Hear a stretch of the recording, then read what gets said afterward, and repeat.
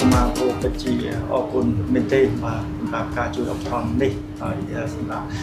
យើងអាចជួយដល់ក្មេងទូការព្យាបាលឲ្យបានមានគុណភាពល្អហើយក៏ឲ្យជាហៅថាការទទួលនៃដីស្រឡាញ់ក្នុងការព្យាបាលដែរហើយមិនត្រឹមតែផ្ដល់ការព្យាបាលគឺបង្កើតមន្ទីរពេទ្យនឹងឲ្យទៅជាមន្ទីរពេទ្យមួយជាគំរូសម្រាប់ជាមន្ទីរពេទ្យបណ្ដុះបណ្ដាលត្រឹមតែ care នេះគឺមន្ទីរពេទ្យសម្រាប់ជួយបណ្ដុះបណ្ដាលអញ្ចឹងហើយបានជាយើងខ្លាយទៅជាមន្ទីរពេទ្យបណ្ដុះបណ្ដាលមួយយ៉ាងសកម្មដែលយើងបានជួយបណ្ដុះបណ្ដាល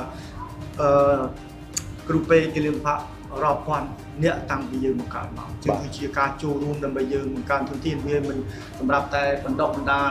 បុគ្គលិកមន្ទីរពេទ្យកុមារនៅហើយនឹងគ្រូពេទ្យទេដែលយើង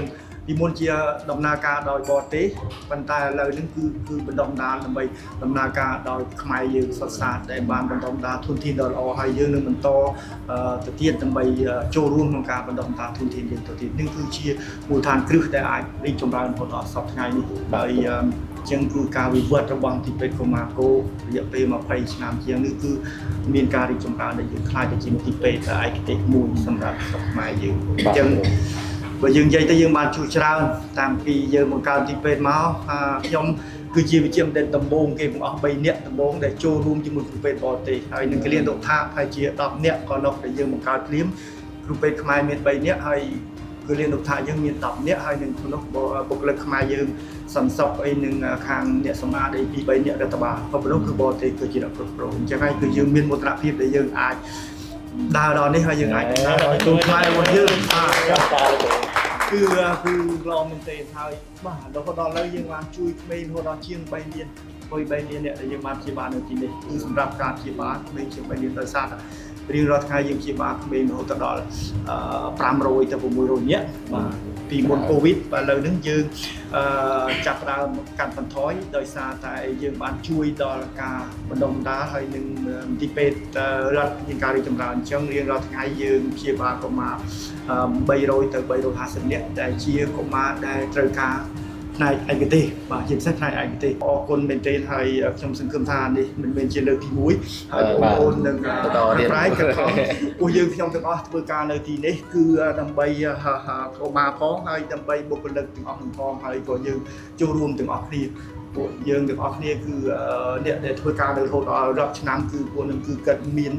ចង់ជួយព្រោះយើងអត់ចង់ឃើញថាហេតុអ្វីបរទេសចាក់ចេញយើងចាក់ចេញដែរទេយើងត្រូវតែបន្តព្រោះយើងដឹងស្រាប់ថានេះគឺជាមន្ទីរពេទ្យមនុស្សធម៌ដែលយើងត្រូវតែលះបង់ហេតុអ្វីបរទេសគេមកជួយយើងបាទអ្នកបរទេសដែលគេមកជួយយើងគេក្រជាងយើងទៀតអ្នកខ្លះបាទប៉ុន្តែទឹកចិត្តគេធំទូលាយខ្ញុំគួរឲ្យដូចជាក្រុមប្រឹក្សាដូចជាដល់នៅជាមួយនឹងគាត់មកគាត់ជួនខ្លះគាត់មិនសូវមានអីផងគាត់ក្រប៉ុន្តែគាត់ដល់មេគាត់បរិច្ចាគ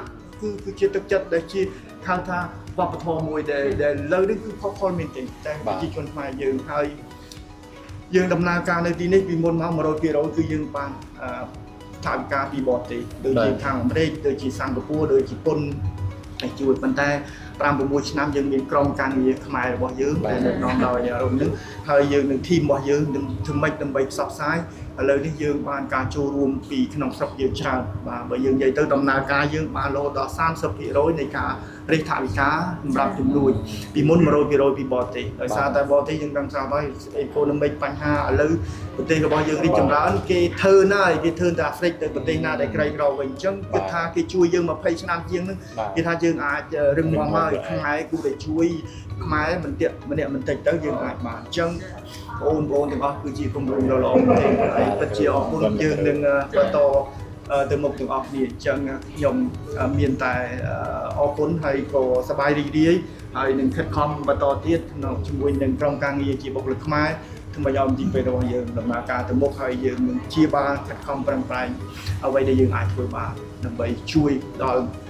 កុមាររបស់យើងបាទអរគុណមែនទេអូនអរគុណបាទអរគុណពិតជាជួយឲ្យ12លានរៀលនឹងគឺអាចជួយបាទដល់ក្មេងយើងច្រើនណាស់បាទជាមធ្យមបើយើងនិយាយទៅ